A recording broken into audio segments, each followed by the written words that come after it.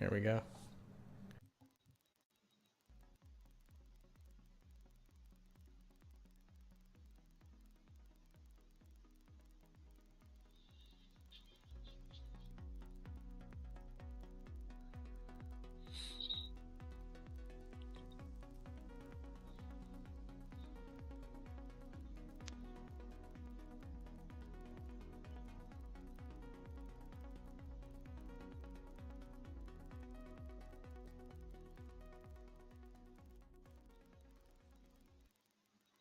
Hey guys, this is Mark Taylor, aka Lord Hammer from GuildArmor.com, and this is the Dragon Chasers.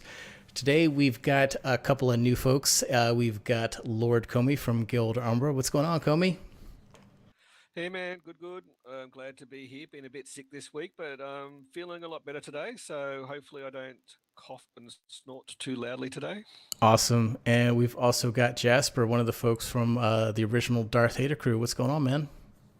What's up? How you doing? Thanks for having me. Ready to talk about some MMOs and stuff. Heck yeah.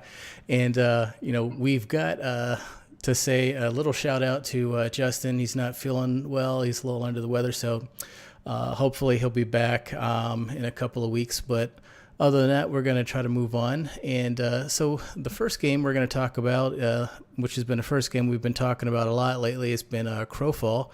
I guess since we've last had our show, they've had a lot of new stuff come down. They've done really well with their Kickstarter. I think they're within the last 30K to actually be had for the $1.3 million stretch goal.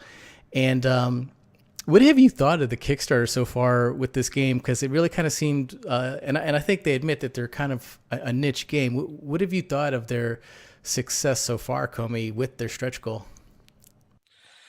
Yeah, look, I mean, it's one of those games. It's a PvP obviously game, and that's something that I'm never great at with 200 ping. So from here from Australia, so I mean, in the day, it's a good game. I mean, it's something that looks interesting. I think the crafting looks really interesting for me. It worries me though that they're having one of their stretch goals is is changing the actual structure of the game. I mean, here we are. We're talking about that they're saying if they get 14,500 backers, they're going to actually change the way the game plays a little bit. And I think that's a bit of an interesting model for me. Adding new content, adding a new class, adding new something, that type of feature based on income. Yeah, okay, that makes sense to me. But saying I'm going to change the way the game actually plays based on the amount of people who actually play it, I don't know. Sounds a bit strange to me on that one. What about you, Jasper? Yeah, I mean, I think it's pretty amazing that the hype and the popularity that this game's getting already. I mean, how long has it been on Kickstarter? It hasn't been that long, and it seems like already a lot of people are really into it, really excited about it. I mean, first time I found out about it was just like on Twitter. Twitter just blew up one day. It was like, hey, I know guys working on this game. It's other guys that work on these other games, or I know somebody that's working there. Check it out. It's got some cool ideas. And I checked it out, and it looks pretty cool. And just to see how much like buzz it's already getting and to see that it's already hitting these stretch goals within like pretty quick amount of time is pretty amazing. I do think that what he said is kind of true. I kind of actually noticed that too. That's kind of a little weird that it seems like some of the things that they're talking about are not really completely designed, which is a little strange. Like so, I mean, I guess we'll see kind of how things move on as they get a little closer. And I'm sure they're going to make more money. It's going to be interesting to see how the momentum of this continues to build and the buzz continues to grow and just how much money they make. Because I still think they got a ways to go. I still think there's people out there that are going to get excited about this and throw some money their way. Yeah, I mean, I don't really know if it's the difference in the game in terms of the fact that those features would not have been there without the money. I think it's just a matter of like, will they be there in time for the original launch, right? But I guess my question that kind of goes along the same line is, will we still see those things in the game at launch? Like, so for example, if they make $1.3 million, but what happens if they don't make the 1.3 million within the 30-day time limit? They've already made the amount of money they need to make within 30 days, which was 800K, to check the block to say, yes, we're going to make the game. But let's say, 30 days passes and a month from now they make 1.3 mil. Will they still put all that stuff in and consider it a stretch goal? Because it seems like that's kind of what Star Citizen did, right? So they made all their initial money and they just kept coming up with stretch goals, but there was no time limit associated with the stretch goal. It was just a matter of can we make the goal, right? Yeah. So I mean, I think it probably makes why if people are still gonna put money towards the game, why say that's it, you're cut off, we're not doing this, right? So logically they should just keep the stretch goals open. Maybe you don't hit the deadline, but if they hit it eventually, sure, we'll put in the feature, but maybe put the caveat of we're not going to have it at launch because we didn't have the funding and enough time to hire the extra developers to build that in time. So we'll build it, but it won't be at launch. I can see them kind of doing something like that. But I think the features, if it hits the funding eventually, we'll see them eventually. Okay. So some of the things that they had coming out, and I'm sitting there looking at the graphic in the back, of course, you can do a lot of things in practice, but whenever you go live, it's with the true test. I'm sitting there looking at the graphic behind us, and the smoke is like, sitting there choking on itself. Time to get a new PC. But I'm sitting there looking at some of these goals, or not goals, but I guess rewards for certain goals. The Ganeshan guinea pig, or the pig, which is basically a mount. Based on one of the things that I know about the game, obviously that you're going to get all your resources that you're going to use in your Eternal Kingdoms from the campaigns, which basically means you're going to have to go out there and you're going to have to harvest mats. But obviously you're going to probably need a decent amount of mats to get anything accomplished within your Eternal Kingdom, which is basically almost like housing and commerce and social hubs and stuff like that. So that almost seems like a requirement that you're going to have the mounts, which is, again, part of that 1.3 million stretch goal. Otherwise, I can only imagine how much you can actually carry on your person back, to the little area to secure things that will then actually then transfer back. So does that seem like something that they're going to, again, kind of back to the original statement, like they're going to have regardless to make the game just playable, or is that really just a cosmetic thing in the fact that it's a free guinea pig or Ganeshan pig mount or caravan type thing versus the fact that they'll just have a default one in the game? Correct me if I'm right here, but if it says it's going, if it gets to 14.5, everybody gets the guinea pig. All backers get it, or all players get it? I think if they hit 1 point or 14.5, 14,500, that they're going to just give it to everybody. But do they say all backers or all players? I think it's all backers. I think all of these goals. So that means those backers are going to have a pretty incredible PvP advantage, aren't they? When you say PvP advantage, I don't understand. And the fact that they're in a PvP zone and they're going to get it, or what? Okay, if you can craft, you're going to get more gear more quicker. Right. And therefore, because the gear actually dissolves or breaks down over time is part of their feature of their game set. So what they're actually saying is that, so you're going to have to recraft gear and stuff like that. Yeah. So if you're getting the mats quicker, then you're going to have an advantage that you'll be able to your gear's not going to fall apart you'll be able to replace it more efficiently than other people. To me, I see that as an advantage to those people who back it now over the people who come as a late player to the game. Yeah, I would agree with that, because then you're not going to have to buy a default caravan mount or whatever, right? Yeah, exactly. So, and again, anything that's going to upset any game part of PvP is when, if somebody thinks another person's got an advantage over them in PvP, a game based on PvP, that's going to upset people greatly. So, yeah, it'd be interesting to see what they do with that longer term. I mean, so one thing I like about the direction that they're going in with the game, or at least that they're saying, is there will be imbalance. They're not working to make rock, scissors, paper. This is not going to be an even all things equal game. They're not going to be trying like all the other, not Care Bear, that's not the right word, but theme park MMOs, in which case they try so hard to desperately get balance. Like there will be imbalance in the game, and they will allow you to fail. Because I think what they're trying to go for is Eve on land, right? They're trying to go for an Eve kind of social structure with a kind of Game of Thrones skin, right? Where if you chose poorly, you're screwed. And if like a bunch of people for whatever reason just decide they're gonna bang up your day, they're gonna bang up your day. I don't think you're gonna see in this game a lot of griefing, you know, uh, responses. You know what I mean? Like they're gonna try. People will prey on other people, and I think the devs are gonna allow that. That's kind of the dog eat dog world that they're creating. Hmm.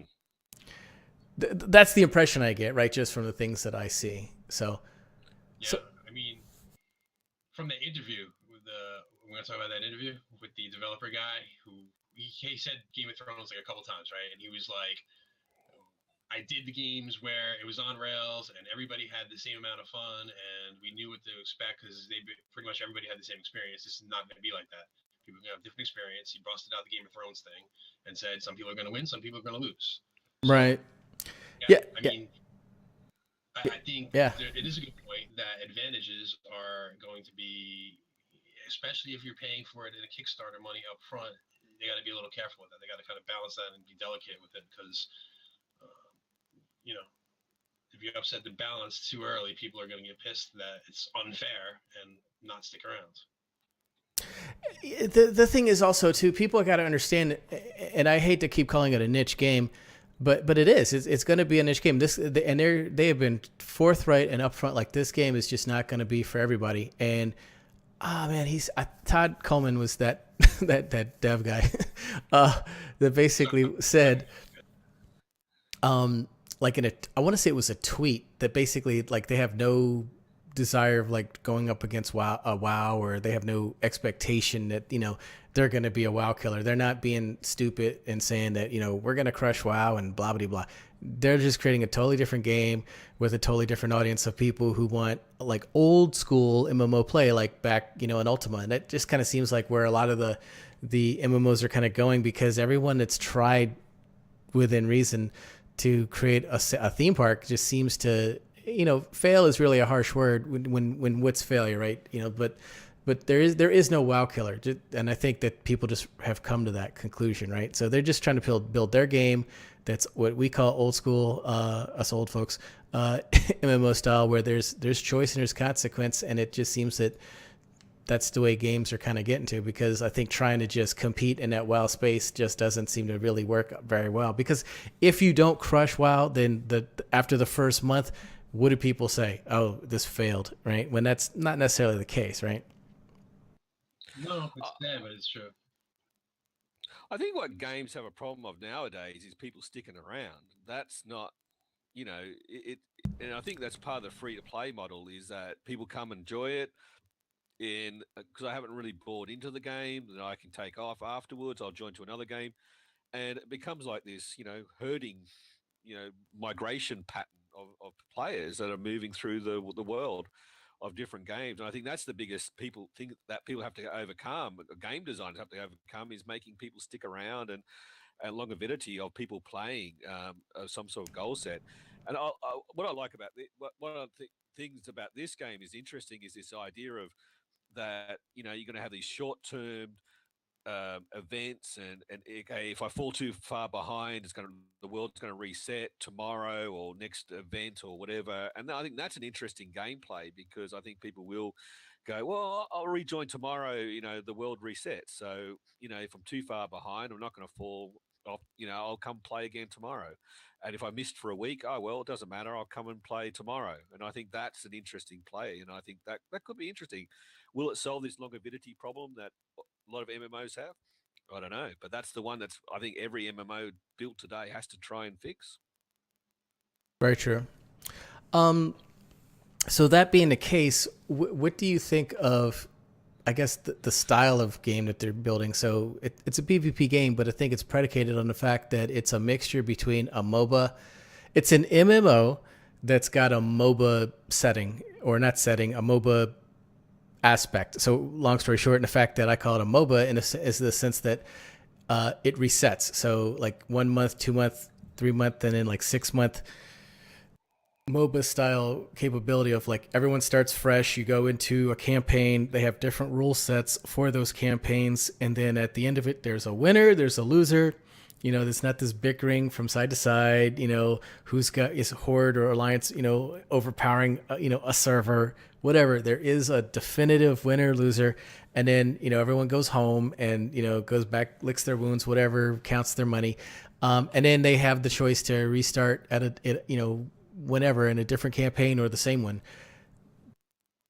I have never seen anything like that before. Do you think that in and of itself will make this? It definitely is going to make it stand out. But do you think that that's going to give it the edge for success that people have been looking for, in the sense that they get into this vertical grind of like an MMO, and the only thing that really becomes their definition of who they are is their gear, right? Do you think that's going to change some things?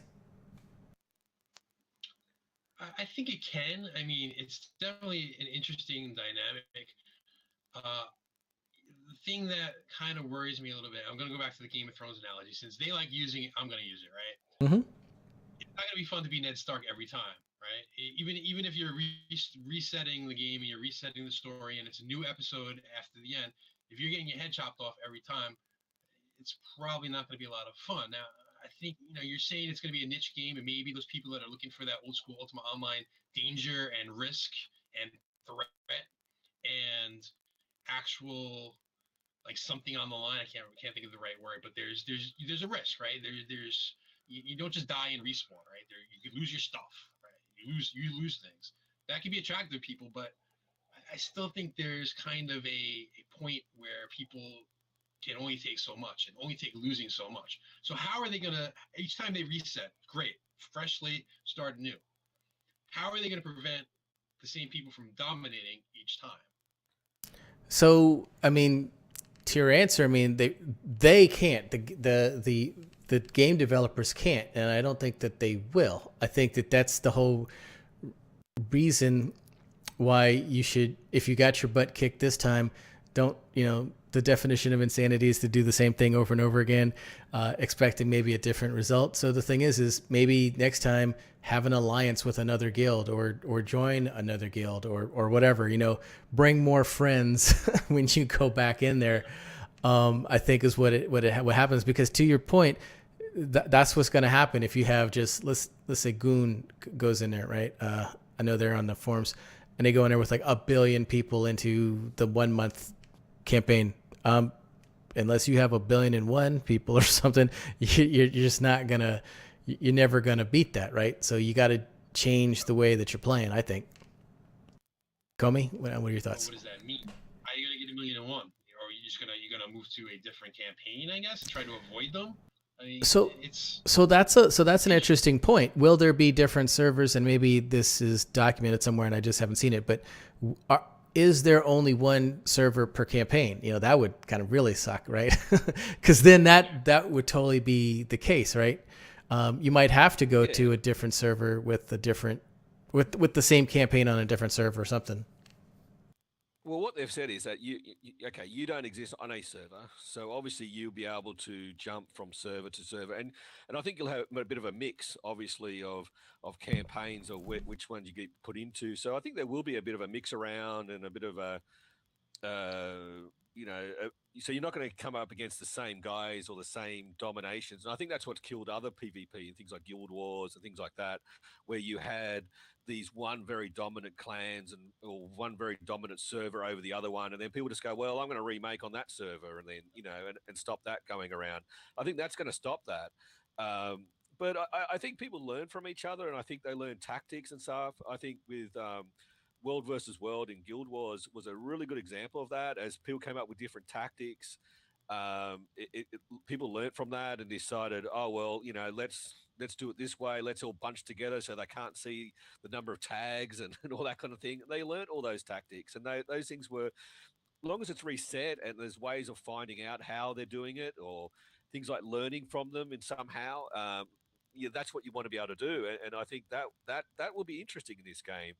Um, but I think that what will lead to frustration is if, and I think that's when you got mass PvPing going on. I think one of the problems you're always going to run into is this problem where it's not my fault, it's other people's fault, and I can never win because of these other people, because they're not doing what I want them to do because that's the right tactic. And I think in a MOBA and things like that, you do have that advantage of you going, well, I'm going to play with only two or three other people who know what they're doing, and I'm going to play well. And that's by going up through the ranks and having ranks of, you know, people that you're up against. You're going to have that same status. Will this do the same thing where you'll be able to get some sort of ranking and say I'm only going to take on other people with the same ranking as me and have people in those rankings joining with me? Maybe that I, would be interesting, I, and I think that's the thing they're going to have to try and solve. I don't, I don't think that's going to be the case at all. I think it's just going to be kind of like, like Eve. It's like you go to low sec, the lower rings. It's going to be, if you want to be in the jungle, you're going to have to be like Tarzan. I think that it's just going to be gloves are off, and especially if they keep saying they want it to be like Eve and like Ultima Online. I think it's just going to be a dog eat dog world. Personally, that's the feeling I get, and I think that that's the kind of the risk reward excitement part. Some people like, like you and I, we played WildStar on a PvP server. I personally just never really had that much problem, but because you're in Australia and you were rolling when most of us were asleep, you were getting jumped all the time, right? So I think it's just Well, you upset everybody. They went to sleep, and then they all picked up you for 4 hours. um, yeah, I'm the gank it in light, not. Um, I think it's just one of those strength in numbers kind of things, and it depends on who's on. And it just depends on the type of people. I mean, there are going to be some people who are going to see you who might be opposed to you faction wise, who might just leave you alone because they're trying to get resources, right? And so you kind of have co-opetition. And then once they've gotten their mount and they've got it secure, then they go out hunting you or whatever, So I think it's just going to be a free for all. Yeah, I think it's going to be an interesting game. That's for sure. Okay, so last question, real quick, on this. It seems that like this game and a couple others that we're going to talk about are kind of going to the old school model. They're trying to go more sandboxy. They're trying to go less scripted. They're taking advantage of the technology, like the procedural generation. Do you think this is the wave of the future if the MMO space is going to kind of survive? Is to try to do more of these sandbox, older school MMOs that are doing some of the things that require less actual development of content and really allow the players to kind of develop their own stuff? Do you think that's the direction things have to kind of go? So that's a very interesting question, and I think a big part of that is going to be whether or not they give the players and I guess the game system itself the tools to really generate their own content. Because if there's no really like theme park content and it's sandboxy, and yeah, all right, great, I can build my house, I can decorate it, but you can't do that your whole freaking game career of the game, right? That kind of gets old after a little while. So what are going to be the tools? What are going to be the mechanisms for building out this story and stuff? I know we're talking about that other game in a little bit, so I won't jump ahead, but um, it's interesting. It's different. I think there's definitely an audience, if not new people. It's going to be interesting to see. So yeah, we keep talking about old school. We keep talking about Ultima Online. I think Ultima Online. I played Ultima Online. I loved Ultima Online. We're going to keep talking about. We're going to make comparisons. Hope that's all right with everybody. But if they bring some of those aspects back, it'll attract people that are kind of tired of the theme park, that have done the level grind, how many times, dozens and dozens of times, have raided, have gone through the gear grind, have seen the expansion come. What does expansion mean? More grind, more gear, right?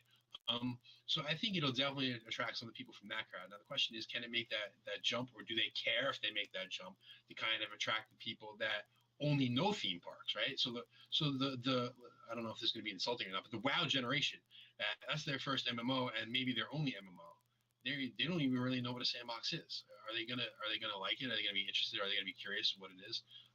So I think these games and this kind of approach can succeed. I think it can attract people.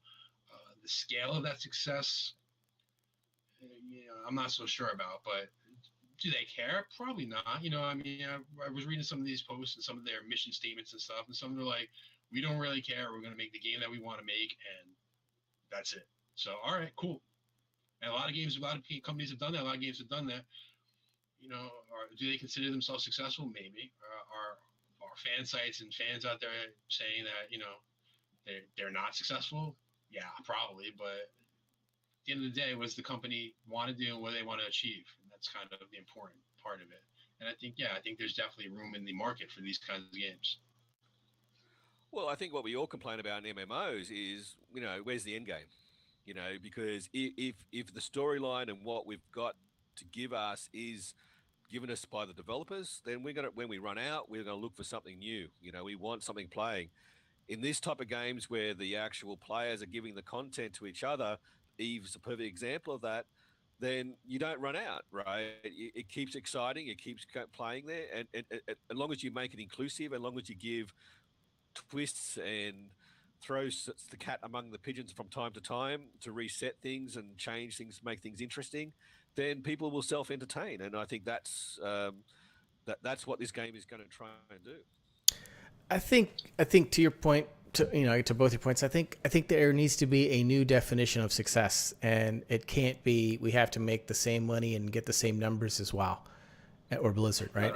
no, I think we need a new definition of success, and for them, it might be 100,000 users, that pay every month or something, that have the VIP accounts. That might be success because that might be the proper amount of cash flow that comes in that keeps the doors open, everybody paid, and enough money to make a profit, and move forward, right? But well, the end of the day, the success is return on investment, right? It's the amount of money that people have sunk into the game, they're getting back out, right? And if that's happening, then the game will be successful and will continue, long as long as it's making enough money to not to shut itself down. Then it will be successful and keep playing. And you don't need the 10 million people to make it a successful game. I Right. don't think that's fair at all. very true. All right, well, we'll leave it there, and right now we'll check out a little word from the sponsors, if it's going to actually show. And looks like it's not. So we're just gonna go right into the into the next one. I got all these effects going on in the background with After Effects, and I think it's just crushing XSplit. All right, so next game, let's talk about Revival. Have you guys been reading up on the whole H.P. Lovecraft, kind of horror genre? Again, sandbox MMO. So we've gone from one sandbox MMO, which is definitely kind of niche, to kind of another one. What are your thoughts on and perspective of this game so far, Comey? I don't get this one. I don't know what the hell's going on with this one. So at the moment, there is a lot of words and not a lot of actual structure in place in this one. At the moment, I can go basically from what I can tell. You guys correct me if I'm wrong, but I can go and buy a house, and that's about it. you know, and and basically, I think, and correct me if I'm wrong, they're basically saying that the difference they're going to have is the ability that they're going to have in-game uh, managers or whatever else who are going to change the game as you play along. You know, that doesn't sound scalable to me. Strange, but yeah, you guys tell me otherwise. I All don't know right. about this one. It's sound a bit strange. All right, I'm gonna let Jasper. Jasper, have you tracked it at all? Otherwise, I'll jump in. No, I did, and so here comes the other Ultima Online reference I was talking about. Right, they did this in Ultima Online. They had game masters who used to come into the games as, and they weren't, okay, I guess you could call it NPCs, but they were in the body of characters, and Right. you didn't really even know if they were a GM or not. They didn't reveal themselves. They just kind of wander in to like like a role play setting, like a player run tavern or a player run store or like a guild meeting, and they just mosey on in and be like, "Hey, what's up?" and start role playing. And this often led to pretty like awesome adventures. I mean, there was one I was on the Atlantic Shard. There was one where this guy was looking for this material called black rock, and he would disguise himself. And it was actually an item that had his inventory that was like a custom item called black rock, and it had this magical property. And he was running from people, and he was asking some of the players to help him hide and stuff. And this was actually an employee of the company that was coming in and creating this story and getting all these people engaged and getting them into it and getting into role play and help them out. And then there'd be other GMs that work for the company that would come looking for him. And you were part of this interactive story, and it was really, really cool. Now, you hit the nail on the head when you said it's not scalable. It's not. And that's why this system and this mechanic has died and gone the way to Dodo, because back then, how many servers did we have in Ultima Online? 8, 10 maybe?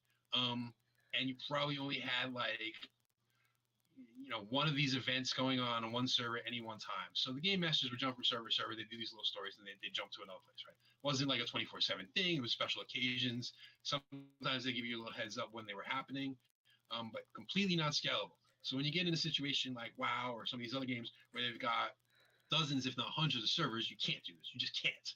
It's gone. It's finished. Goodbye. Star Wars Galaxies actually did it where you could actually, they had a community guy where you can like email him and say, look, I'm running like a guild event in my player town.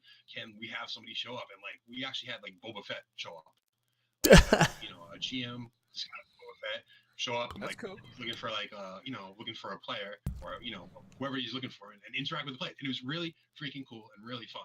So that's what they're trying to do. And you're right, it's not scalable, but I think that the size of the audience, and again, it's kind of like a niche game where they're looking for a certain type of player, probably will be able to scale it to the size of the player base that they expect to have. So. Yeah, I mean, so I am, I'm a backer of the game. I bought a house, and me and Lethality, who's in chat, we actually try as hard as we can to interact with some of the folks and try to understand what's going on. And so I am, compared to like Theory Forge or some of the other really good podcasts that are out there, I'm still learning about the mechanics of the game. There's still a lot I'm trying to get my head wrapped around, just basically because I'm not an HP Lovecraft person, but I do love the whole mystique. I do love where they're going with the game. I do enjoy the fact that they're going to have a free-to-play model, and they're going to have the gold service, which is basically, a pay-to-play model. To your point, based on what I understand, with the gold service, some of the main things that you're going to be getting is the ability to have interactions here and there. It's not going to be this 24-hour thing. But from looking at the live streams that the devs have put on, they've kind of built the system, and a lot of those guys, from the Ultima model, we'll have, tagging systems to tag different players, and then, they'll be able to try to come up with correlations to try to, build events in the background or content that would make sense to, connect the dots that would then bring people together to have events. So one of the things I heard one of the developers say is that, let's say that you were trying to investigate something and you were talking to certain people that might tag something that the developers would now notice, X, Y, and Z characters or platoons have done this thing. They've interacted with this character or this NPC, which, may or may not be a GM at the time.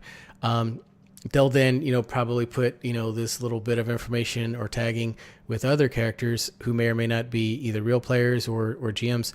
And then different people will be doing different things in different events that kind of bring them together that they didn't really understand. And so you might actually end up doing an adventure as part of an interaction and not really know that you were guided by a GM, in which case you might have even crossed the paths of a real player, in which case now that turns into a PvP kind of thing. I kind of went off the rails a little bit, so keep me honest, Lethality, in the chat room, but that's kind of some of the stuff that they were talking about. They were talking about like they've got the technology to kind of really kind of pull it together. So it's not like, they're trying to grasp from straws. They've got experience, they've got a system on how to, basically tag these events and tag players so that they can try to kind of come up with this. So to your point, if it was something as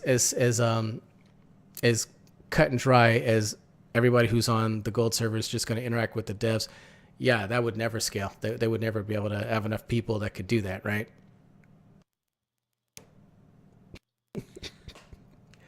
I'm sitting there looking at chat.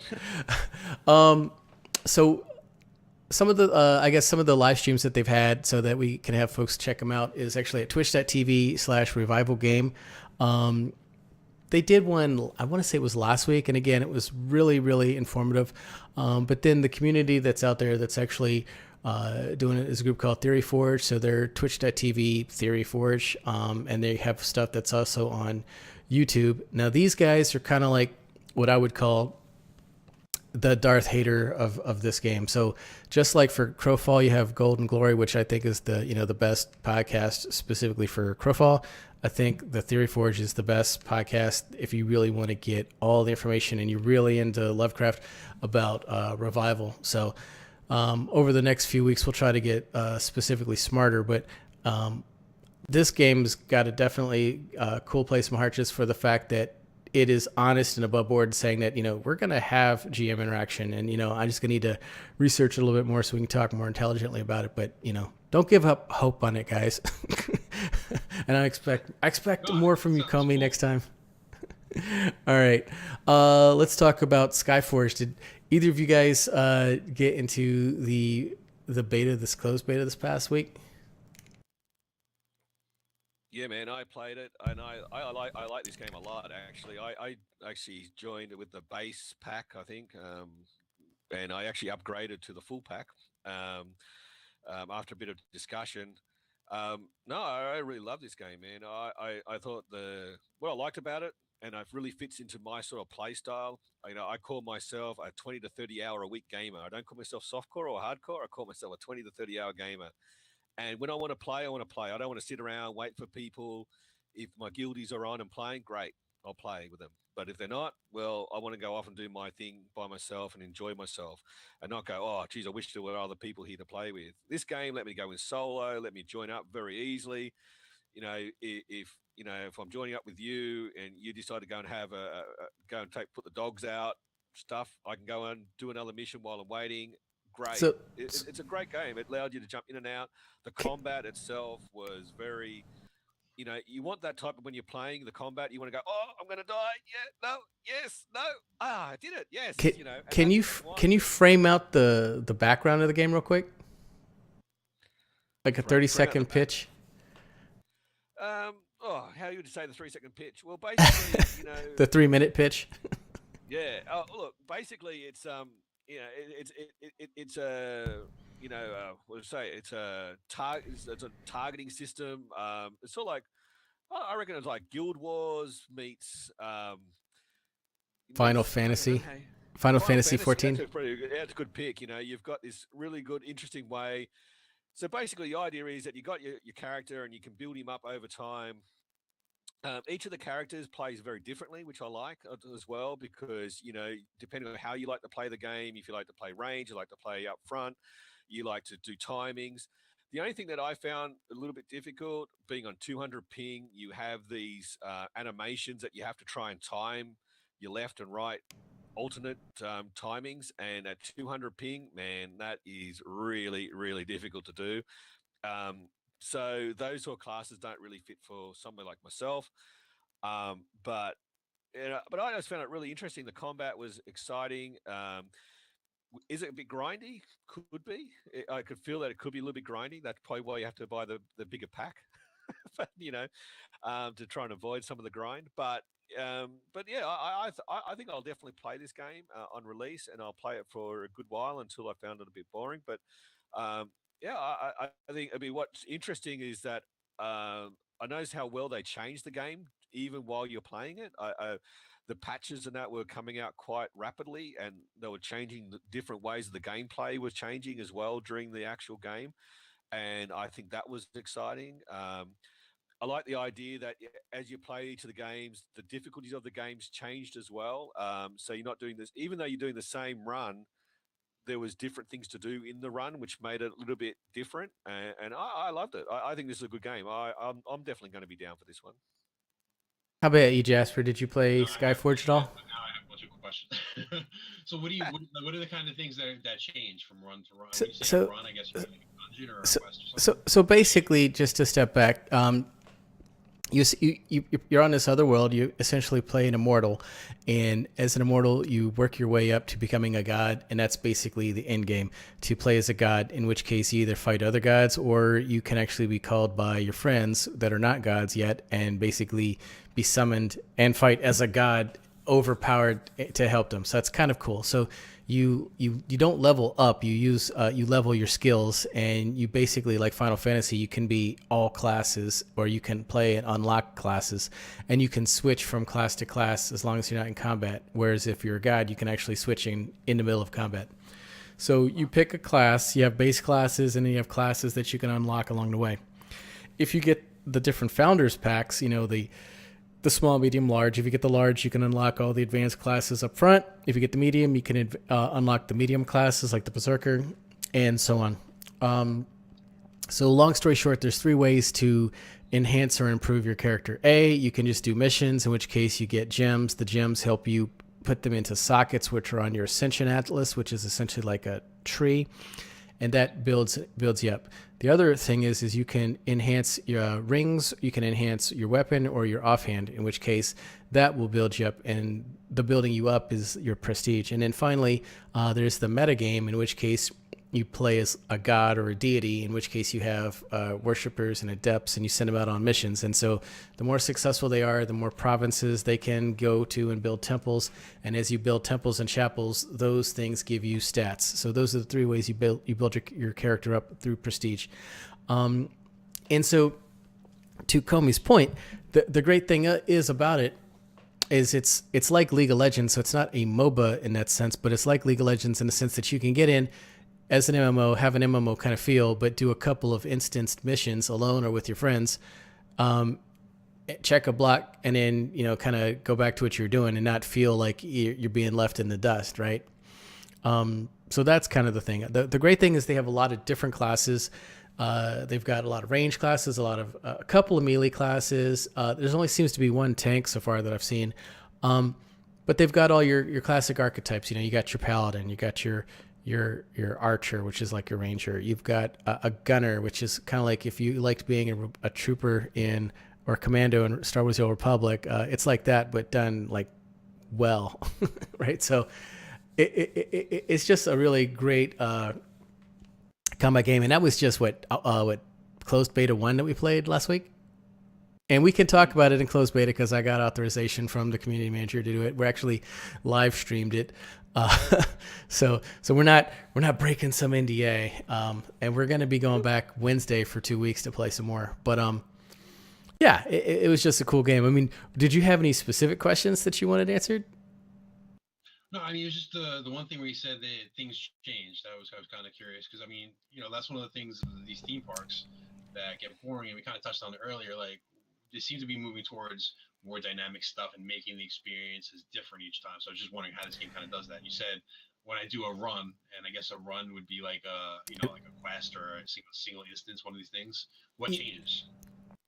Okay, so what happens is that you've got in the middle of the game, so the middle of the world is this like a zone we can pick which mission you're going to go do, Right. and then the mission will give you, so you look at, you say, right now I'm going to go, I want to need more blue gems from where else. You look at the board and you go, okay, here's a blue gem one, and it's going to give me 30 more of those blue gems. I need more of those, so off I'll go do that. And off you go, and you go and do that. The first time through, it just says, yep, no worries. You do it once through, no problem at all. Second time through, it says, no, I'm going to make it a little bit harder. Each of the creatures have a little bit more difficulty, so difficulty changes, so they hit a little bit harder. And then they also might add an extra quest item to the mission. It might say, oh, you have to go, you lied a couple of times. They're a bit quirky, those things. I think they could work on those a little bit more, what those goals were. Like sometimes they say you weren't allowed to use your sliding power, or you weren't allowed to use, you have to go find these balls or find these other objects inside the mission and things like that. So each of them change a little bit. Now, so that meant that when you're looking at the board, you're saying, oh, I need blue gems. If I do the blue gems, it also had these other, to get those extra reward, I have to get, I got to do a mission that has to find those balls. Oh, they're a pain in the ass to find. So I'm not going to redo that one. And then then it might say, oh, this one over here is double. You get double the points, but it's harder, but you have to be this class, to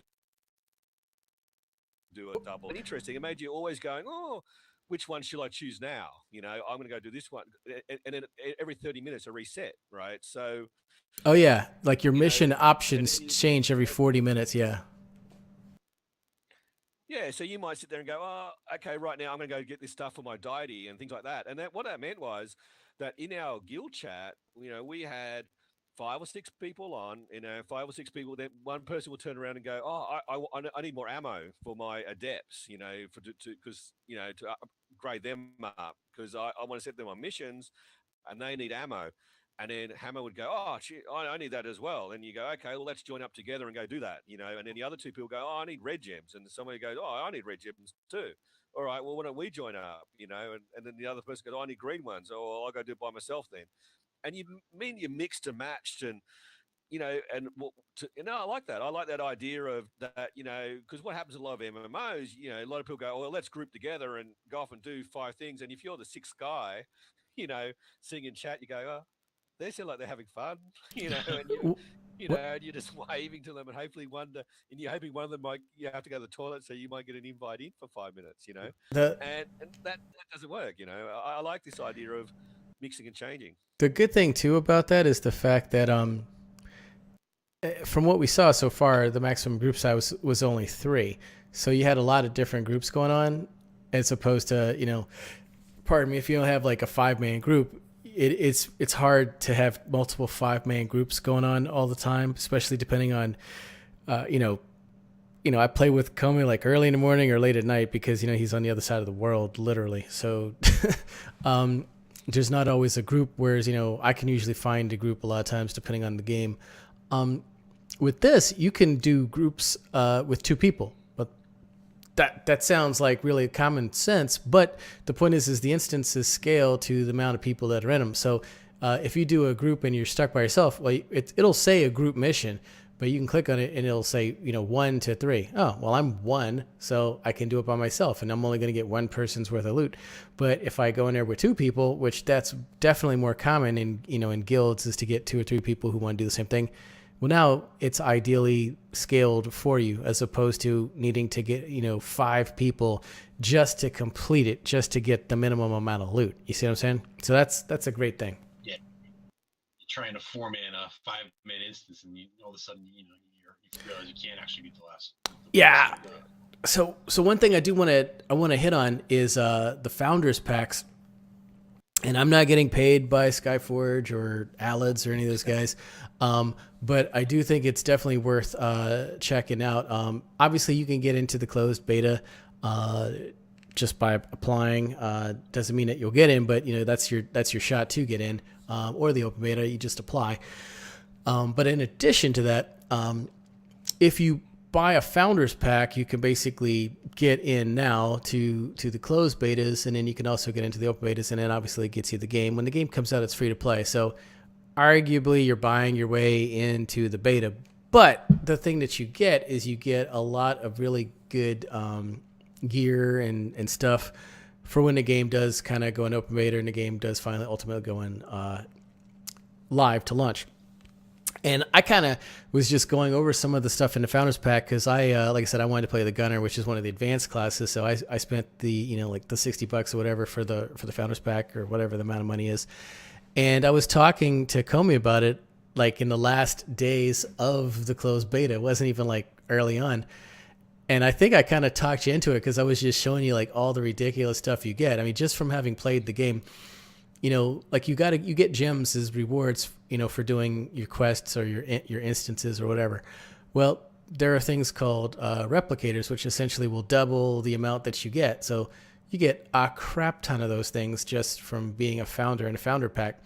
So that right there would equate to an XP boost in other games, right? Because you don't just get XP and then you move on. You do get XP, but you basically are going to enhance your character through the Ascension Atlas by putting these gems into this tree, which will move you along. Well, if you get the replicator, then you're going to double the amount of gems. You get double the amount of gems or whatever, or more gems, the faster you can fill out your Ascension Atlas. Comey? I think the key issue is that you actually, not only do you get the gold, you also get the silver and the bronze, right? Right. That's the bit I missed. So if you get the gold, there's a bronze, silver, Gold Founders Pack, and those aren't the right names, but if you go to sf.my.com, you'll see it. And there's the base, the better, and then the best option. You'll get all of the previous packs stuff, the higher level you get to, which again is a lot of money for low level. It's a lot of these gems. You get enhancements, you get weaponry. I mean, it's awesome. It is off the chain. It's like usually these kind of games you get like just cosmetic stuff. In here you get actually pretty good stuff. And some people are like, well, then that's pay to win. No, it's not. You invested in the game. It's a free to play game. You just invested in the game. You're an early person, so whatever. I think that the only thing that this game has a huge risk with is how will it get monotonous? Will it get like I'm doing the same missions? Like this is the 200th time I've done this mission. Yeah, that's the only risk I think this game has. Will they release more of these instances and change them around a bit? Hopefully, and that's where I think the game has to get right. Otherwise, it will get grindy and it will feel a bit so. But Yeah, I mean, we definitely saw what 5 or 6 different missions maybe in beta, but I mean it's closed beta, so normally we're not even talking about it at this point. I say that they're going to be releasing a new content. So if you go to the Skyforge's website, they've already talked about the new classes you're going to be able to play next Wednesday for 2 weeks, and they've already talked about the different PvP zones, the different instances, the different group content. So they're putting a lot of stuff out there. I'm actually really enjoying it. But to your point, yes, it would definitely get monotonous if the instances were really only what they had. I actually liked their open world that they had, and I only saw one of them, but I had a blast going through that. yeah, I mean both of them were quite good. I saw both two of them. I did play quite a bit of it, and I saw the two open worlds. Both of them were interesting and had different play. They had a really good mapping system in it as well, so you knew at all times.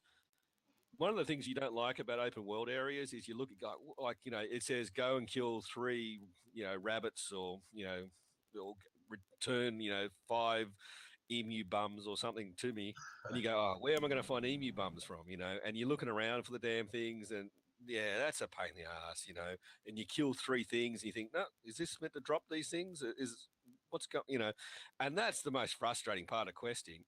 This is solves that by just showing you on the map. Here they are. Go kill them. Off you'd run and you run towards them, and it also show you other things around you where that you're meant to pick up, and whether that's a node or whatever. And that's great. That's what you want because it's funny. Like all MMOs, are like you know. Where we play, we always put those patches on top to find those damn things around us at all times. And so it's just doing that for us. So it was a really good mapping system. I liked it. I think it made it really interesting. Best part of the mapping And system is you could hit spacebar and auto walk or run to the quest, go get a drink, yeah, and come back, and you're there ready to go. That was That's cool. sweet. And you wouldn't yeah, come back and find yourself running into a tree, just like No, no, going it nowhere. it would run to a tree, realize that it was pathing into a tree, and then like walk around it. It's smart pathing. Good. yeah. Well, it also saves you on the carpal tunnel as well. Like you don't have to click everywhere you want to walk. You can just say, "Oh, I want to run over there to see that guy." Okay, click. And sometimes, yeah, your pathing was a bit strange, and you ran up, took shortcuts through fences and stuff. But oh well, it doesn't matter. Got you there, and I'm there made you now. look a bit strange as you run across. Sorry, So man. they do have a community contest to get into beta. Did you want to talk about that, Jasper? Yeah. So if you guys haven't bought your way into the beta yet, there is a contest, and it's pretty simple. You basically print out the logo and take a picture of it in a interesting place. And I was actually checking out some of the entries yesterday. If you haven't got in, you're kind of unsure, you want to give it a try. Go ahead, print it on your printer. Go hang out. Go find someplace cool like the Grand Canyon or the top of the Eiffel Tower or something. And snap a picture of the photo with the logo and this cool location, and you post it on Twitter or on the forums, and you get a chance to get in. I think they're giving out like 15 spots. The important thing is it has to be actual a physical printout of the logo, because I was looking through the entries and a lot of people like photoshopped it in, and the guys are like, you're not following the rules. Anybody can like Photoshop it. We want to see the physical printout in this place. So yeah, I mean it's worth the shot. There weren't a ton of entries, so you probably, if you're interested, I think it goes until what's today? I think it's the 20th. Is today the 20th? Yeah, it's the 20th. So I searched for that this morning, and I think there was 4. There were only 4 entries so far. So if you really want one, Twitter doesn't have a lot of entries, but the forum post had a bunch more. Oh, okay. Yeah, I looked on Twitter, and I think it was only 4 entries on Twitter. Yeah, Twitter did the same thing, and I was like, oh yeah, you got pretty good odds here. Nice. The forum post where a lot of people attached them. There's quite a few more there. So, but your odds are still pretty good. Yeah, I was going to pick the Opera House. I was going to pick the Sydney Harbour Bridge. There you go for it. Well, you're already in, though. Yeah. You're like, I'm going to give it away. All right. I'll be greedy. Well, very cool. I'm working in Magic now to try to get some of the folks from some of these games that we've spoken to on, so we can have some dev interviews. Excuse me. And then actually bring them on the live stream. So all of the devs have been very cool. I've spoken to devs from all of these games so far, and they're really cool, but obviously they're very busy because, they're in the midst of, trying to earn a living and actually make the game and get it out to us, as opposed to mess with all of us community nerds. But, the point is they're doing a great job. They're keeping the communities growing. The communities from all of these games that we've talked about so far have all seemed to be very positive, as opposed to some of the games in the past. They've just had these, very toxic communities. So from that perspective, I want to thank them. I also want to thank Lady Tiggs for coming out and hanging out in chat. So she's the community manager for a Revival game. So we will continue to talk about that game and get that one out to the masses, along with all these others. But that one's got a special place in my heart. So let's go around the horn real quick and wrap this up. Comey, is there anything you're working on or you want to bring attention to, or want to let people know about how they can chat with you if they want to in the future? No, I'm always reachable Twitter account, which is Lord Comey. There you'll see whatever game I'm playing for the week. Lately, I've been playing a lot of football game, or what you would call soccer, as in your country. I love stat games, so I've been playing a little bit of that. I'm going to play a bit of Path of Exile this week. I think they've got a new 1 month race on, so we play a bit of that. So yeah, looking forward to it. That'll be about my week, I reckon. Sounds good. Jasper, how can folks get a hold of you, or is there anything cool that you're working on that you want people to know about? You follow me on Twitter. It's @Agent Jasper. I don't have a whole lot going on in terms of projects right now. A couple of things I'm actually working on related to like tabletop RPG, but that's probably a different podcast. In terms of video games, MMOs, I'm still actually playing the Old Republic occasionally. And I've got a couple of blog posts that are like 75% done that I just never seem to finish. But maybe one of these days I'll finish my like, SWTOR wish list. That's never seems to get done. All right. I think I'm going to check out a little bit more about these games. I'm definitely interested in finding out a little bit more about them and maybe get into some of the betas here. You guys are tempting me with the Skyforge to go ahead and pull the trigger on one of the founder packs. Dude, maybe I'll do that. You got to do it. You got to do it. All right. Well, cool. Thanks for coming. Obviously 16 gigs of RAM is not enough because I've been sitting here looking at the stream, looking at the really cool background that I had Ken Hanksman put together. He used to do the Tor Syndicate with me, and then he went to go work for BioWare on Star Wars: The Old Republic. So he was one of their web developers.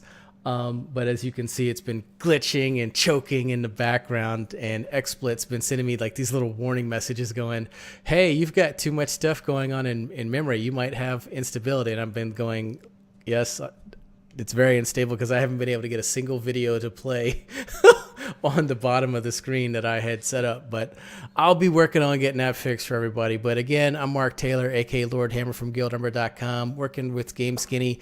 And again, thanks for coming out. We appreciate it, and we will see you guys next time.